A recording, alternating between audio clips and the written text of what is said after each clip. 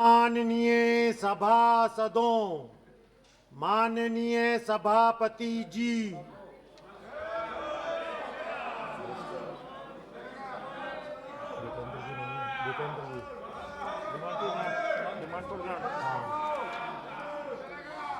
Honorable members, the matters under Rule 377 shall be laid on the table of the House. Member who has been permitted to raise the matter under Rule 377 today and are desirous of laying them may personally hand over text of the matter at the table of the House within 20 minutes. Only those matters shall be treated as laid down for which text of the matter has been received at the table within the stipulated time. The rest will be treated as lapse. अनुदानों की अनुपूरक मांगे माननीय मंत्री जी. I'll give the reply. May I reply do, sir?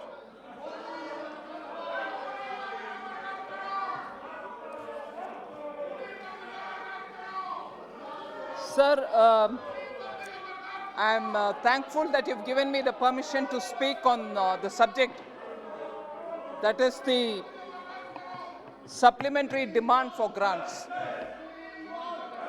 That day, when the discussion commenced, many honorable members spoke on various aspects of the economy, not just confining to the supplementary demand for grants. I take this opportunity, sir, to answer many of the issues raised which pertain to the larger issue of the economy, not just the supplementary demand for grants. One particular thing which of course I will highlight is the supplementary demand for grants this time. Many members had said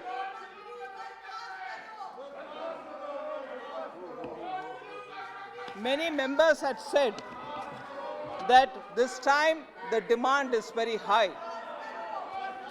Is it because we underestimated in the BE and therefore we have come up with a higher demand? I just want to highlight repeatedly that the total is 3,73,761,000 crores, of which 2,99,243 is the additional cash outgo.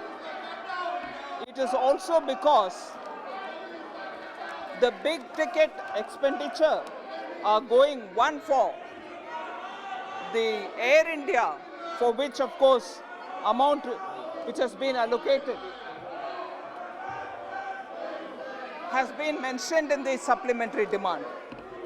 Also, at a time when we are very, very sensitive to the farmers and their requests, the government, because the international prices of fertilizers have gone up, we had to ensure that the farmers don't suffer because of it, and therefore an increase in the subsidy for fertilizer has been provided, which itself is accounting for 58,430 crores.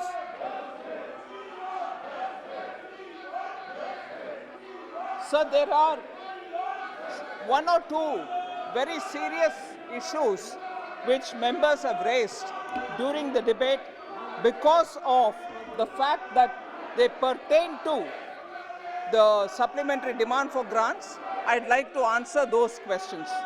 First of all, about the additional demand which is being raised. Even in 2011 and 12, more than 8.6% of the BE was raised through these supplementary demands. First, second and the third put together. In 2012-13, that was about 4.8%.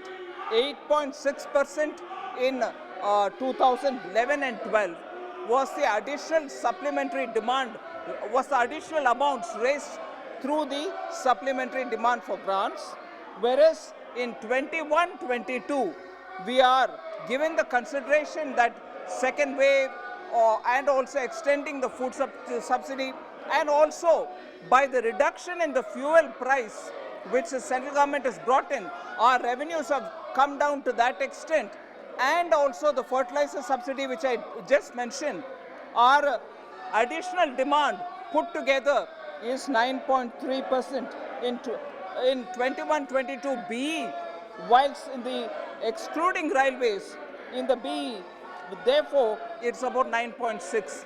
That is regarding the supplementary demand itself. So, but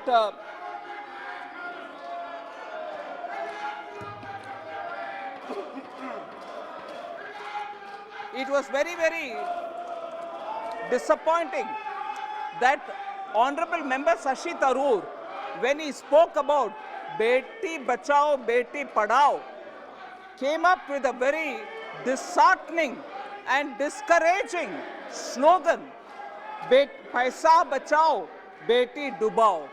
If only Honorable Member Shashi Tharoor looked into the fundamental data, he'll know that so much of good work has happened. I will list out a few.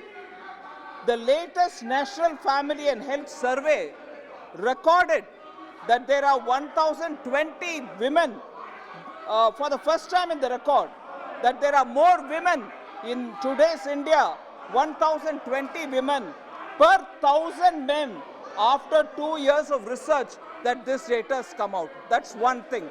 First time in record, we have more women in this country than men. Second, 44 crore bank accounts are opened under Jan Dhan Yojana. More than half of it, that is 24.48 crores, are women's accounts. Also, 80% of women in India have a bank account today because of Prime Minister's Jan Dhan Yojana. Sir, the important thing one has to understand in this is the spread between the rural and the urban areas. Account holders, Jan Dhan account holders, are both in the rural areas and urban areas. Even better, 70% of all those who have Mudra accounts are women. So, because of the persistent women's-led development, we are able to see that women are now included more in bank accounts. So 70% of all the beneficiaries in Mudra Yojana are women. Sir, I'll also draw the attention of Honorable Member Shashi Tharoor, who is not even here, that because of schemes like Beti Padhao, Beti Bachao, the gap between the girls and the boys in higher education institutions is narrowing, and as of today, 49% of all students in colleges are now girls, according to the latest All India survey on higher education. The survey for 2019-20 has also shown that during the last 5 years, that is between 2015-16 to 2019-20, there has been a 11.4% growth in student enrollment, whereas the female enrollment has been 18.2%, much higher than the overall average. So that has to be kept in mind and not get into sloganeering without facts being looked into. Sir, also you had members saying, what has happened? People like Nirav Modi have gone out of this country. What have you got from their assets? They are all defaulters. I like to say, sir, a total of 13,109.17 crore has been recovered from the asset sales of Vijay Mallya, Nirav Modi and Mehul Choksi as of July 2021. And that is the information from the Enforcement Directorate. The latest recovery was 792 crores from the sale of assets belonging to Vijay Mallya and others on July 16th, 2021. And also, sir, a total public sector banks together have effected a recovery of 5,49,327 crores over the last 7 financial years. So these people who are defaulters, who have fled the country, we have got their monies back and put it to the public sector banks, and therefore the banks are safer today and depositors' money is safer in them. I wish the opposition understands that this is the effort made by Prime Minister Modi's government, and it is no good for them to deny that. Sir, there were also questions about what is the finance position of the states. I like to say total transfer to the states in the first 8 months of this financial year are already 86.4% of what was provided in the full year 1920 and 76.8% of what was provided in the full year 2020-2021. I also want to say, sir, that from the NDRF, funds are being provided and providing an extra 15,000 crores for emergency COVID-19 response.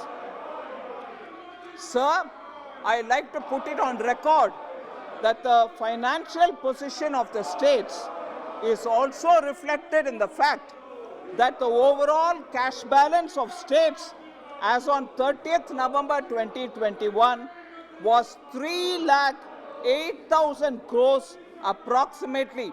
Fairly comfortable position, sir, and I'm happy that all of us are working together to keep the state's finances in a comfortable position.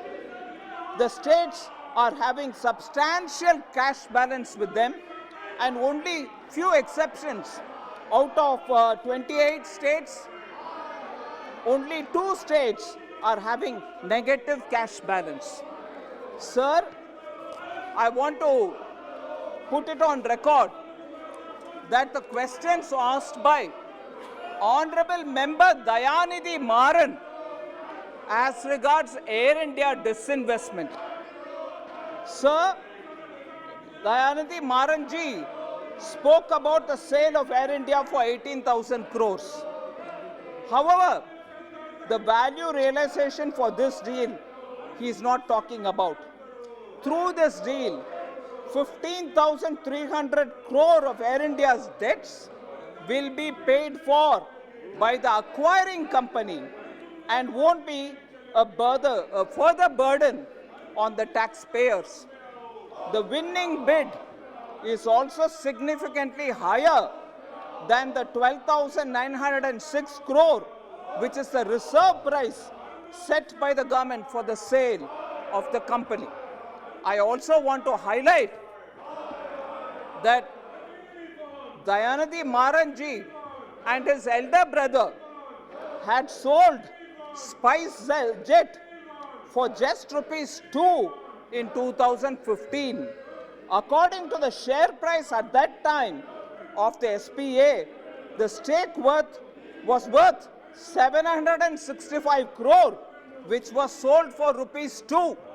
And at least he should then realize what is it when we sold Air India on enterprise value, that he should know, and he should in fact appreciate the point, having himself at a personal level been involved with sale of a particular airlines and at that rate. And therefore, sir, at the time SpiceJet reportedly had debt and liabilities outstanding of rupees 3,500 crores with immediate payables of rupees 2,200 crore, and the book value of the company was -24 per share.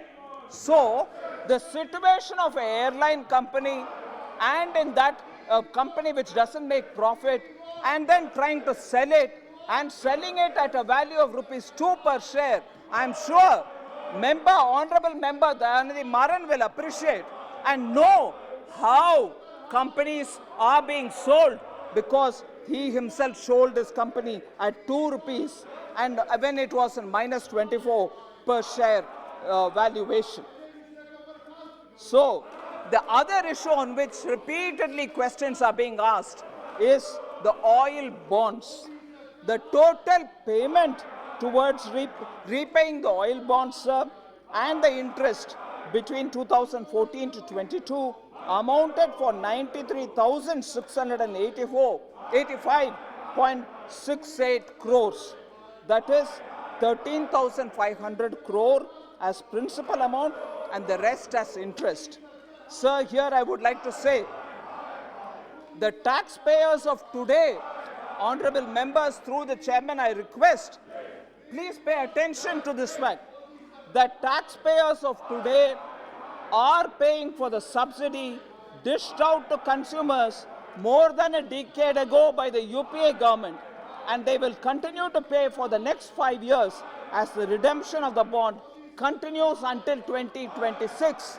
What I want to draw your attention, Honorable Speaker, sir, is even former Prime Minister Dr. Manmohan Singh, in an address to the nation on June 4th, 2008, said, however, I quote, however, I would like the nation to remember that issuing bonds and loading deficits on oil companies is not a permanent solution to this problem. We are only passing our burden to our children who will have to repay this debt, unquote. Dr. Manmohan Singh ने ही माना कि oil bonds problem को solve नहीं करता और subsidy customer को वो नहीं दे रहे हैं, ऑयल बॉन्ड्स के ऊपर ऑयल कंपनी के ऊपर दबा दिया वो सब बोझ, और फ्यूचर आने वाले जनरेशन के ऊपर वो बोझ पड़ेगा।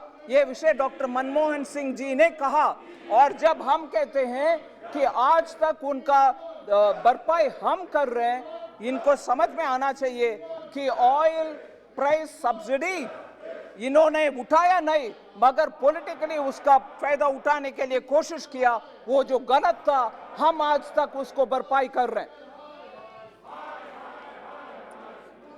And this speech, sir, of Dr. Manmohan Singh was after the bond issue was made. So I want that to be brought into the records.